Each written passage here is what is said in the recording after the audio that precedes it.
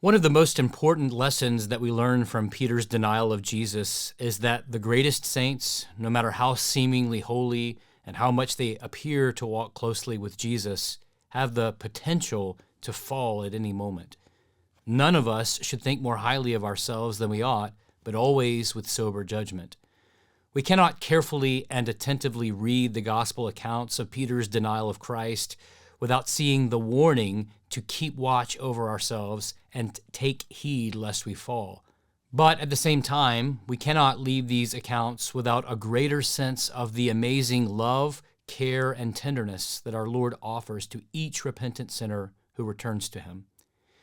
When we consider the familiar words in the gospel accounts of Peter's denial of Jesus, we can't help but find them surprising. Peter, after all, is portrayed as one of Jesus' closest disciples. In fact, we know from Luke's writing especially that Peter will go on to be a sort of leader among equals for the disciples. Some of the greatest confessions come from Peter's mouth. It is Peter who stood on the day of Pentecost and delivered the sermon that led to over 3,000 souls being saved. And it is Peter who confessed that Jesus is the Christ of God. It is no coincidence that right after Peter professes these words, that Jesus immediately foretells of his coming death and then says, "If anyone would come after me, let him deny himself and take up his cross daily and follow me. For whoever would save his life will lose it, but whoever loses his life for my sake will save it. For what does it profit a man if he gains the whole world and loses or forfeits himself? For whoever is ashamed of me and of my words, of him will the Son of Man be ashamed when he comes in his glory and the glory of the Father and of the holy angels." These words become particularly pointed when considered on the night that Peter betrays Jesus. Of all people, we would expect Peter to be the one who stayed with Jesus, but he doesn't. Peter denies Jesus despite the many warnings, despite the way that Jesus has kept him close and shown him so much. And if Peter so easily fell, despite his place of special privilege with Jesus, how much more should we heed the lessons we learn from this account? There are 6 lessons that we can learn and apply that teach us not just how to not deny our Savior, but in a general sense, how we can live lives in pursuit of holiness. After Jesus was arrested, we are told that Peter followed at a distance. We are somewhat hopeful for Peter with these words. As Jesus is led away to the high priest's house, Peter follows them, showing some courage and trying to be a man of his word. Just a short time before this scene, Peter said, "Lord, I am ready to go with you both to prison and to death." So he tries to keep his word. And this is the first lesson we need to learn from Peter's denial. Beware of self-confidence.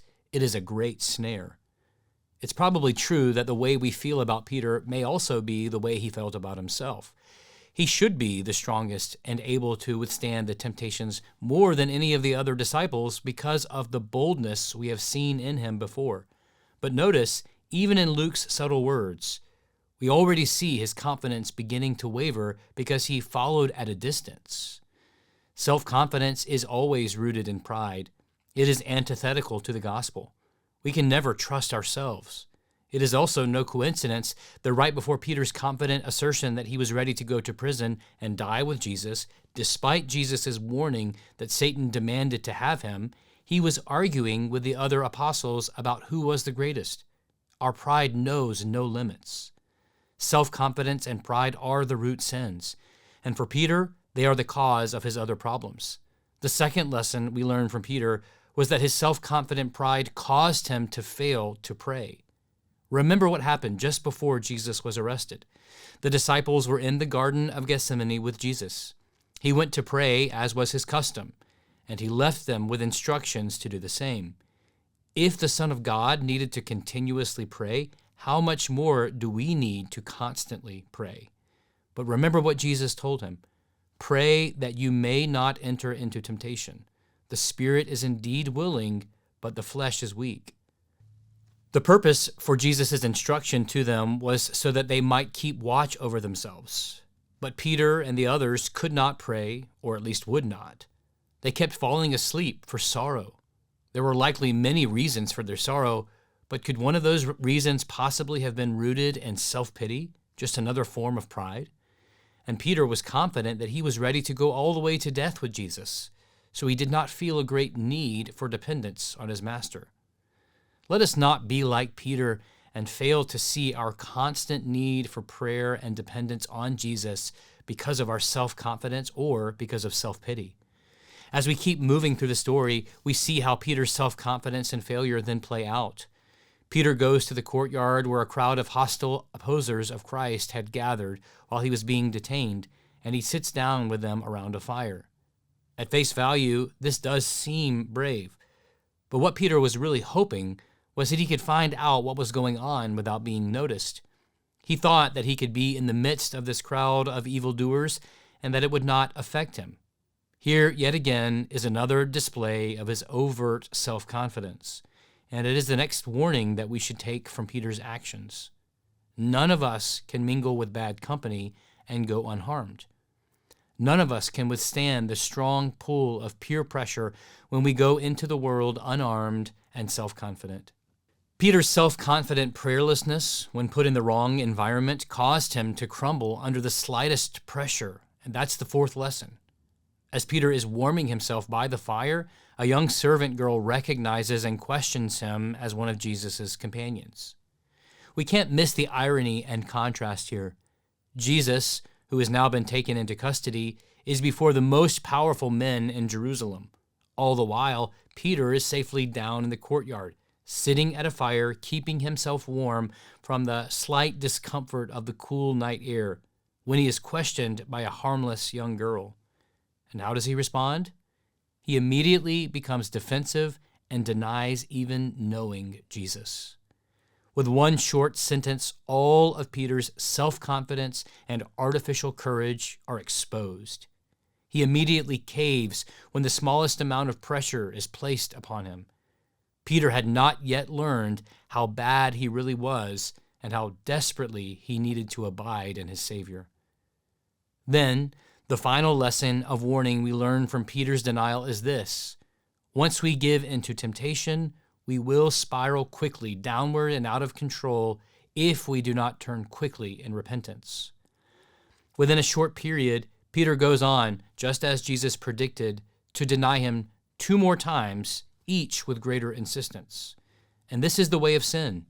Once we put our foot in the door of temptation and sin, it becomes increasingly difficult to turn around. Sin will take hold of us and consume us more quickly than we can imagine. And this all because we try to rely on ourselves. The final lesson we learn from Peter's denial is the greatest and most important of all. After the third denial, the rooster crowed just as Jesus predicted. And in that moment, all the words of Jesus came to Peter's mind. But Luke doesn't just tell us that the rooster crowed. When it did, Jesus looked at Peter, and it was the look of Jesus that cut Peter to the heart. In that look, Peter is given the gift of repentance.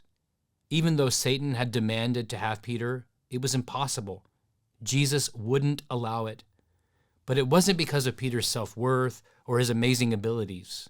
Satan's demand was impossible because Jesus prayed for Peter, that his faith would not fail. And even in his moments of great agony, Jesus displays his divine compassion by looking at his disciple. This causes Peter to remember everything, and having been given the gift of godly sorrow, he goes away and weeps bitterly. And just a few short weeks after his denial, Peter will be given another opportunity to acknowledge Christ before men. And this time, he will do it with great boldness and power, empowered by the Spirit of God. Not only will he not deny Jesus, but he will boldly proclaim the gospel among thousands who are listening on the streets of Jerusalem. Because of his interceding work, such boldness is where the sovereign care of our loving Savior led Peter. In that one look, Peter is cut to the heart, and he simultaneously realizes his great weakness and his great need. We learn so many lessons from this account of Peter's denial of Christ, but there is one overarching lesson that we should hide in our hearts. Those who rely on self-confidence and their own power and strength will crumble like a stale cookie whenever we face the slightest pressure. But when we keep our eyes fixed on Jesus and our feet planted, knowing that he is our confidence, we will be steadfast and immovable.